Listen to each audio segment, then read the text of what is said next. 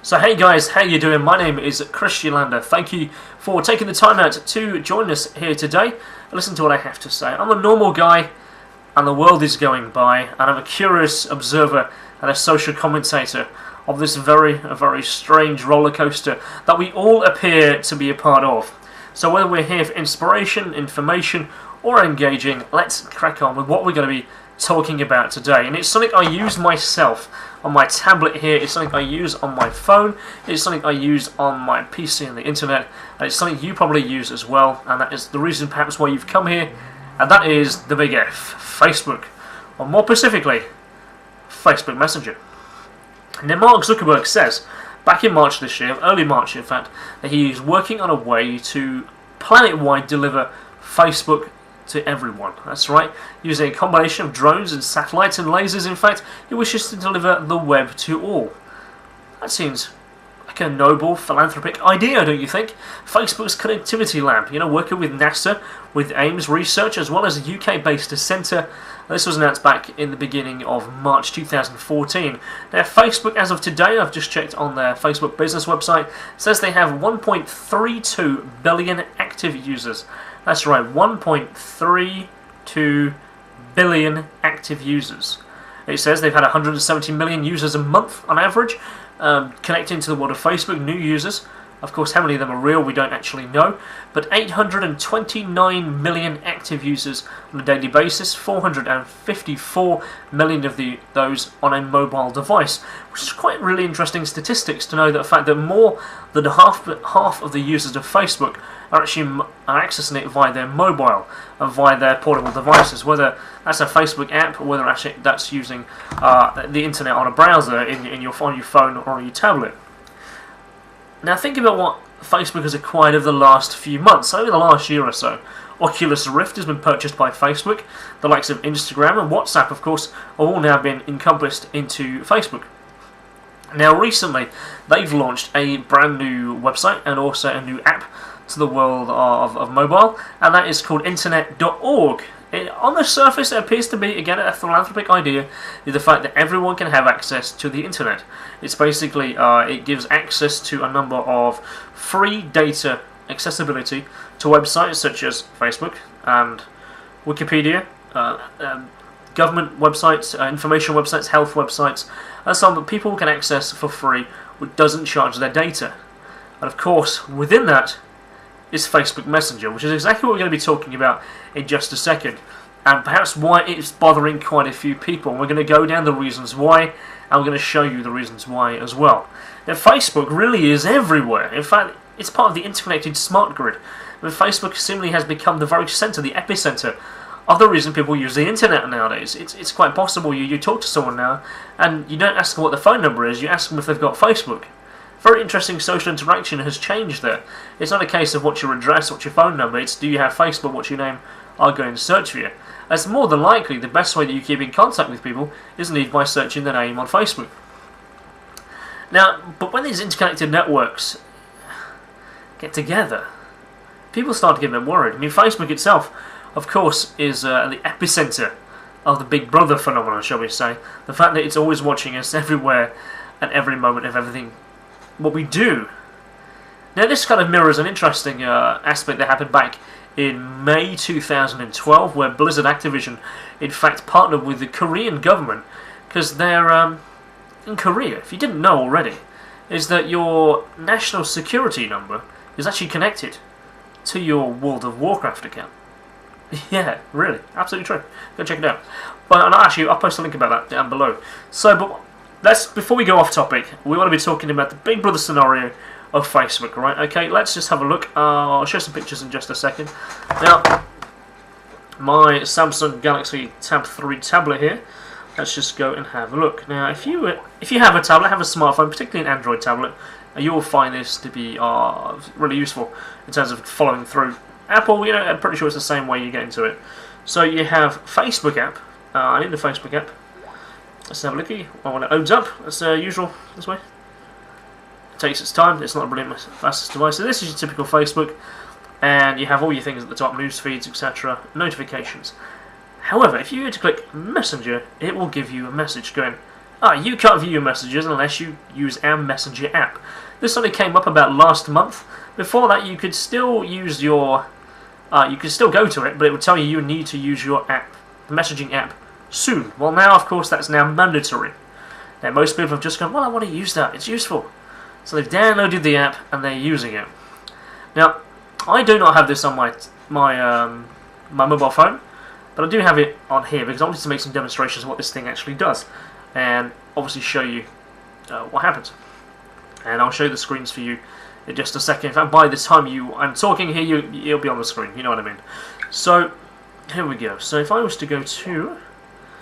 People have sent me messages. That's quite lovely. So here we are. So it's all about permissions, really. What permissions do you give away? We're not talking about a one device. By saying you give them information by permissions in one device, by their terms and conditions, you're in fact giving them access to every piece of technology that you have access to. Now, think about this for a second, okay? This is Facebook Messenger now. It looks a bit like Messenger. Here we are. So it looks like if I was to click on someone now, I've got a couple of conversations going, people have come to me. I click this lady here, and it looks a little like a text message. And that's really what it is. It's actually advertising the fact that Facebook has become the new digital text messaging service. In fact, if you were to go over to the website of Facebook Business, which is newsroom.fb.com, and you were to browse down their introduction of the internet.org app, as you can see here, you will see that in fact it sees Messenger in fact as a text messaging service. Here we are, free texting from Facebook. So basically they want you to come away from using your standard network SMS text to being using it via Facebook. So is that Facebook again picking up the data of your text message, shall we say? So here we are. Let's look at the permissions of what Facebook app gives away and the permissions of what our Facebook messaging app gives away. Let's have a quick browse down here. You've probably already seen them.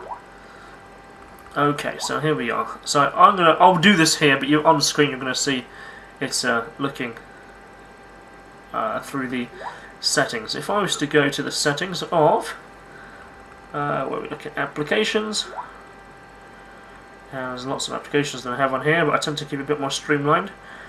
Let's go to Messenger. Here we are.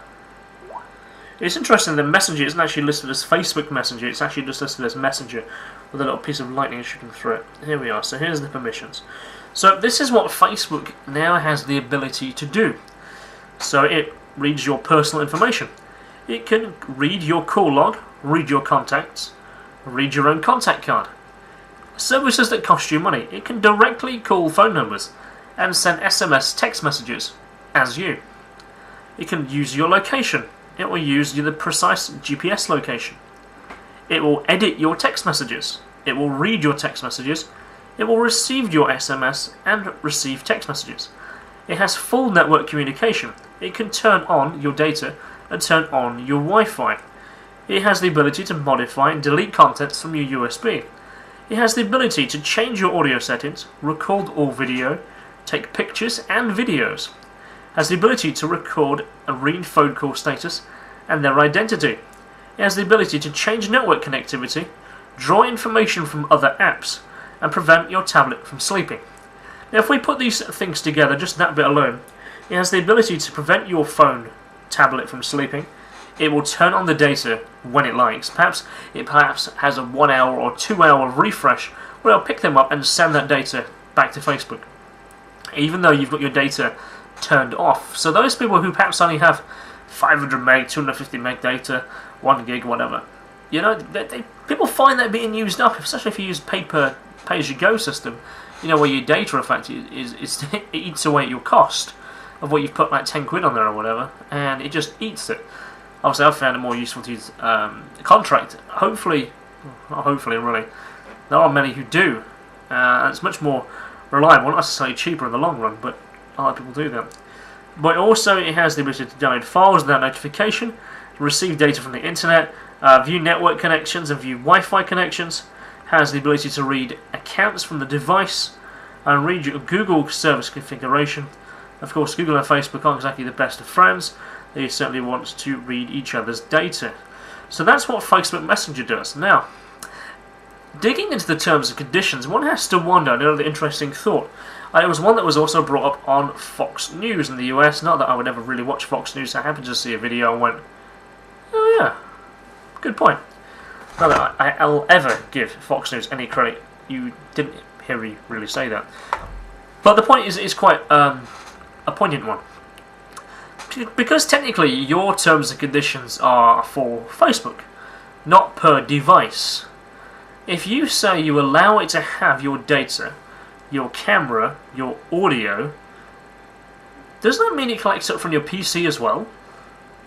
Because while perhaps you're on your browser, I'll just pop into my browser now, and if I went to facebook.com, while I'm perhaps on this website, while I'm on facebook.com, is it therefore now receiving the data from my PC of audio through my microphone, my video through my webcam? Well, yes it can.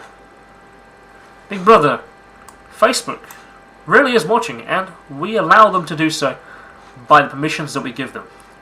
Perhaps we instead should start looking at those permissions of our apps and going, you fucking what, really? I don't want to give you that data because it's my data.